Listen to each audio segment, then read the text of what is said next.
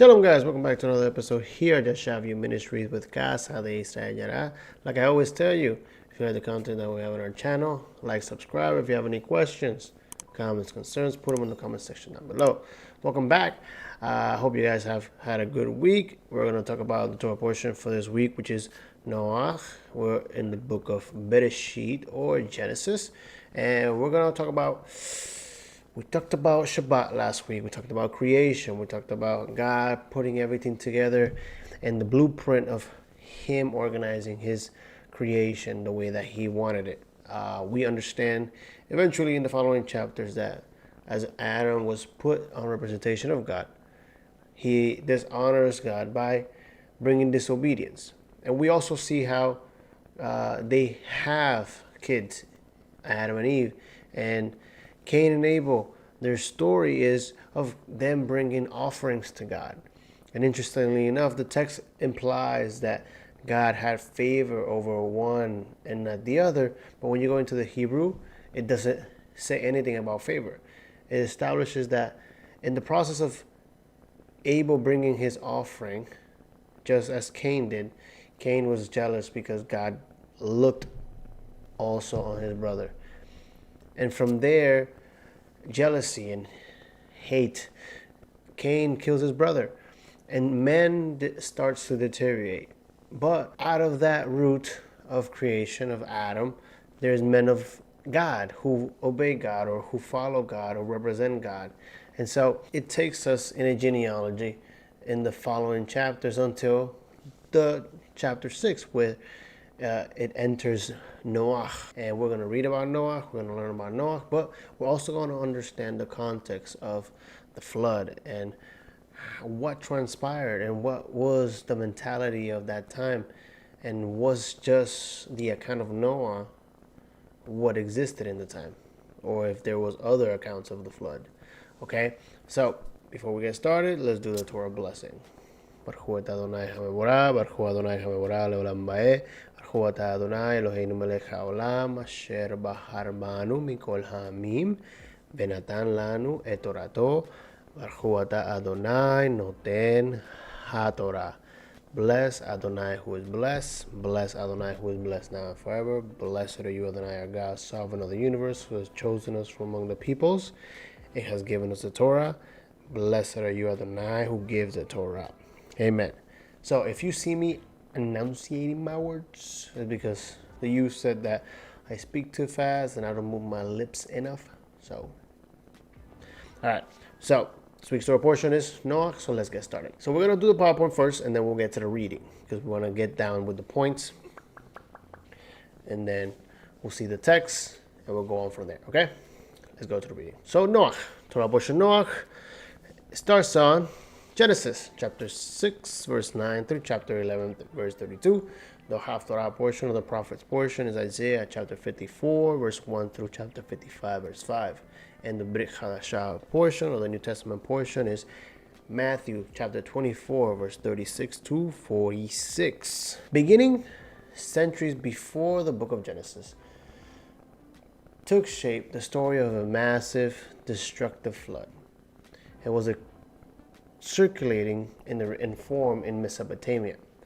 As the tale was read, or more often recounted through centuries of family and community gatherings, and transformation occurred that shaped the details of this telling to the culture of the audience, right? So it's establishing that in the time of Noah, or in the time that the biblical account is being narrated, there is also an account similar to this flood in Mesopotamia, and the story of the account obviously transcends generation after generation in communities and in families, and it is shaped based on the culture and audience of the time. Okay, and so this is something that we have to pay attention, because Noah story sticks to what the text says, and it has a specific purpose. God is an objective God. He's trying to portray and bring a message not only to that time, but to us who are reading. Okay, now The biblical flood story, God is distressed with the behavior of the people whom he has created. In the monotheistic setting of Genesis, it is his decision alone to send the flood and to preserve Noah and his family alive. He is portrayed as resigned to this course of action, which is sadly the only appropriate response. The Mesopotamian version derived from a polytheistic culture and therefore portrayed the gods deliberating in council. The decision to send the flood is portrayed as a reaction of angry frustration. As the story progresses, the gods are duplicitous and short-sighted and absorbed in pity and squabbles. And so we're trying to see now culturally how the people of the time saw gods or God himself, and how their creation accounts, as we saw last week, and how their flood account match or how they differ. But it's interesting that they do have an account for what happened or what came to be. And so the difference here is the objectivity and the subjectivity of the story. You saw in the beginning that their story changed based on the family, audience, and generation. And their flood came from multiple gods counseling, angering, frustrating, and eventually they came up with the decision of just flooding the earth and judging the people. God objectively says, these people that I have created have turned and have become evil and have followed evil thoughts and evil actions, and this is why they have to go through this judgment. The hero, right? And this is what we're going to compare, right? Noah as the hero, and then obviously the Mesopotamian narration of the hero. Okay, Noah attracts God's attention as one who should not share in the fate of the rest of the population, right? So this is why God establishes Noah as separate. In the Mesopotamian story or accounts agree themselves that the plan of the gods was that no one should survive, despite the fact that they were sworn to secrecy concerning the plans of the assembly. So the gods were the only ones that deliberated on what was going to happen to the fate of humanity, and they decided it, and they didn't speak to humans or the creation, right? Which is completely different to what God does. God says he's going to make this decision, and then he says, okay, I will speak to Noah because we'll get into that later, okay? But it says, one of their number, Ea, successfully carried out a scheme so that his favorite human would learn of the coming flood. He then instructed him secretly how to keep his knowledge hidden from the gods, the rest of the people, and survived the 7 days of the flood. His boat resembled a temple and saved not just his family, but various skilled workmen, so that the arts of civilization could be preserved. Genesis and Mesopotamia accounts.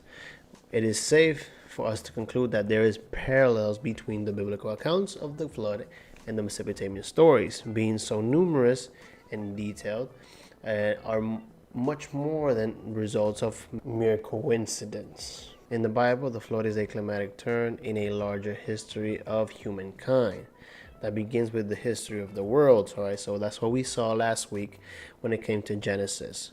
God's blueprint, its manifestation based on his word and how he established it, and then men's function in it, and then we see man's fall in disobeying God's structure. Okay, and so it says here the identical situation is presented in the Sumerian, Artaxerxes, and Berosus story, and it is reflected in the Sumerian king's list. But the crucial part in the Bible from all the versions is the deliberate divine decision to save the hero, which is communicated to him directly, right? So God speaks to Noah and tells him what's about to occur and why it's about to occur, okay? And God gives him detailed instructions. In the Mesopotamian tales, humanity was supposed to have been completely wiped out. the rescue of the hero in Mesopotamia happened accidentally by the impression and deceitfulness of one of the gods acting against the intent of the other gods. The motivation of the deities in causing a flood is not recorded in the Gilgamesh or the Berosus, but in the Artaxerxes, the flood is the god's solution to the tumult of mankind, which is increasingly disturbs them. Okay, now we're going to go into the reading and we're going to see God's reasoning, right? Because we have just had a little bit of information on how the people saw their flood account and how they envisioned and how the gods argued and how they were in council and they were angry. And so these is men's imagination establishing control of how creation came to be. But God in Genesis, in Bereshit, in the story of Noah, establishes why the flood came and why he decided to do what he did. Okay, so let's listen to what God has to say. So it says the following: Ele toldot Noach ish sadiq tamim haya bedorota et ha-Elohim hit halech Noach. And in English it says, these are the records of the generations of Noah. Noah was a righteous man, blameless in his time. Noah walked with God. Noah became the father of 3 sons, Shem, Ham, and Japheth. Now the earth was corrupt in the sight of God, and the earth was filled with violence.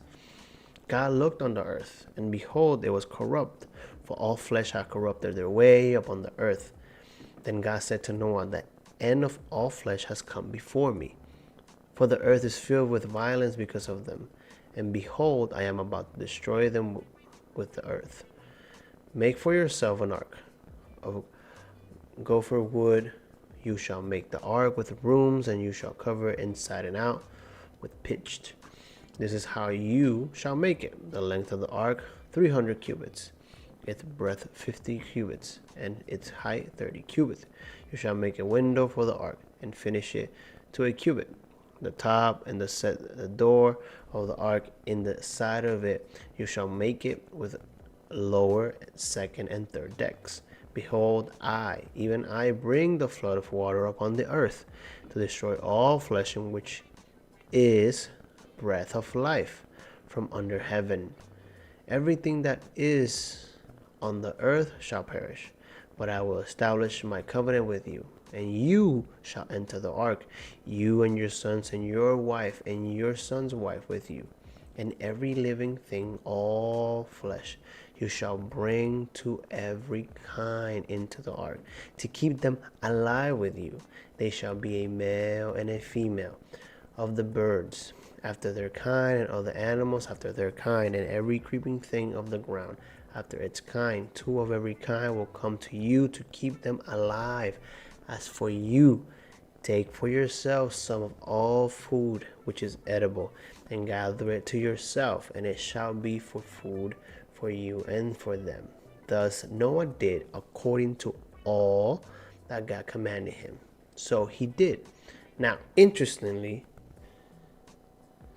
Genesis 9, when we read it in the Hebrew, say, Ele toldot Noach ish sadiq tamim haya bedorotav. Okay, and it's interesting because Elohim says the reason why I have put my eye on Noach is not because he is a heroic man, because he is a Sadiq. The term Sadiq describes one whose conduct is found to be beyond reproach by the divine judge. Okay? But the other interesting word that I didn't know was tamim. The term tamim is mostly found in ritual context. It describes a sacrificial animal that is without blemish. Exodus 12 verse 5 and Leviticus 1 verse 3 and 10 establish this word. When it is applied to a human being, tamim acquires a moral dimension, implying an unblemished, moral fault, hence a person of unquestionable integrity. So as we see, Noah was chosen because he lived a moral life in the middle of chaos that was worthy of Elohim putting his eye and recognizing that Noah was Zadik and Tamim, meaning he was unblemished. His personality and his reputation was irreputable. And he was just. And he lived like Elohim envisioned men to live. And we see that God put everything in order. Adam brings chaos. Cain brings chaos. And now mankind have corrupted themselves. And there's only one man, right? Elohim then goes back to square one. Genesis 1. Chaos comes down on the people. The flood. And God starts over with Noah. But why does he start over with Noah? And it's interesting because now Noah has his family and they enter the ark. And when we understand the definition of Noah's name, which is rest, we go as a family into the rest. The protection, the covering, the ark represented God's protection, God's temple, God's refuge for Noah, which Noah becomes the new Adam in a way, right? New creation. All men die, but Noah and his family. Humanity was judged by God. And God makes a promise that, and a covenant that it won't happen again. But at the end of the day, why did it happen? And why was Noah chosen to not be submerged into this chaos? And the answer is because he chose to stand out. And it doesn't implement or it doesn't imply that he did it with those intentions. It implies that he was living correctly. And God saw that he was just and unblemished. Now, it's interesting because in our society is based on popularity or who's cool or who's more relevant. And Yeshua gives us a vision of this, right? And when we go to Matthew chapter 24, verse 36, if I'm not mistaken, it says the following. So Yeshua obviously is being asked of his return, and he's explaining what will happen in the time of his return, right? And he says, "Behold, I have told you in advance about false prophets. So if they say to you, behold, he is in the wilderness, do not go out. Or behold, he's in the inner rooms, do not believe them. For just as the lightning comes from the east and flashes even to the west, so will be the coming of the Son of Man. Wherever the corpse is, there the vultures will gather. But immediately after the tribulation of those days, the sun will be darkened, and the moon will not give his light, and the stars will fall from the sky, and the powers of heaven will be shaken. And then the sign of the Son of Man will appear in the sky, and then all the tribes of the earth will mourn, and they will see the Son of Man coming in the clouds of the sky with power and great glory. And he will send forth his angels with a great trumpet, and they will gather together his elect from the four winds, from one end to the sky to the other. Now, learn the parable of the fig tree. When its branch has already become tender and puts forth its leaves, you know the summer is near. So you too, when you see all the things, recognize that he is near, right at the door. Truly I say to you, this generation will not pass away until all these things take place. Heaven and earth will pass away, but my words will not pass away. But of the day and the hour, no one knows, but even the angels of heaven, nor the Son, but the Father alone." Now, everybody gets very into what we just read. But it's interesting because he says, "For the coming of the Son of Man will be just like the days of Noah. For as in those days before the flood, they were eating and drinking and marrying and giving into marriage until the day that Noah entered the ark. And they did not understand until the flood came and took them all away. So will the coming of the Son of Man be. And there will be two men in the field, one will be taken and one will be left. The woman will be grinding at the meal, and one will be taken and one will be left. Therefore, be on alert, for you do not know which day your Lord is coming. Now, again, we're establishing here about the coming of Messiah, right, Yeshua. But he points out how humanity will be so distracted in their life and what they do and what they believe to be what's important in that moment in time, that they will miss or they will be late for the coming of the Son of Man. Because once Noah entered the rest inside the ark, they noticed that something was going to happen.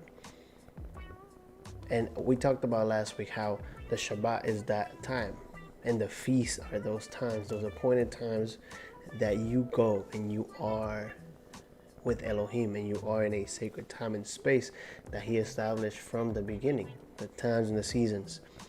And it's very important because, as simple as it is, we repeat these things year by year, week by week, but one day it will kick in, and those that are consistently righteous and unblemished, obeying God, will be in the ark, and those that are not will be out the ark. And so the question is where you're going to be, because your obedience to the instructions, just like Noah did everything according to what God established to him in the moment. Noah was willing to obey. Noah was righteous and unblemished. What does that take? It takes obedience. It takes you being different. It takes you standing out. And maybe standing out doesn't mean that people will notice, because nobody noticed until Noah got in the ark. But you will stand out because you will be in the ark, and you will be building the ark, obeying God, creating that sacred space, that time, that place where people can come if they need. But if we don't do it, who will? I always like the verse that says that humanity is waiting for the manifestation of the sons of God. So Noah was that manifestation. Thanks to his righteous behavior, Sadiq, and his unblemishedness, creation had a chance to survive. And the same with Moses, and the same with Yeshua. They had the opportunity to follow God's will. Yeshua says, they're going to tell you I'll be doing this, or they're going to tell you I'm over here. But remember, I will do and I will come when the Father says I will. And you will live according to what the Father says you will. And as long as you are doing that, you'll be inside the ark. So, enter the rest. That is the goal. Enter Noah's rest in the ark, which is Elohim's protection and guidance. So, be Sadiq and Tamim. It's hard. It's going to take a lot of work. But obedience, consistency, we probably might not reach. But I feel like the effort and the desire to do so will be what shines that light to the world, and what shines the light into Elohim's grace. And he will see that we're doing our best to be that person in the middle of chaos that is willing and that is worth preserving life. Okay? So I hope you guys read the Torah portion. We only read one chapter. There's 3 more chapters to go, so 4. Yes, I think 4. Yeah. So read them. Ask questions to your parents. Have fun. Hope you guys have a great week. Shavua Tov. Shabbat Shalom. Thank you.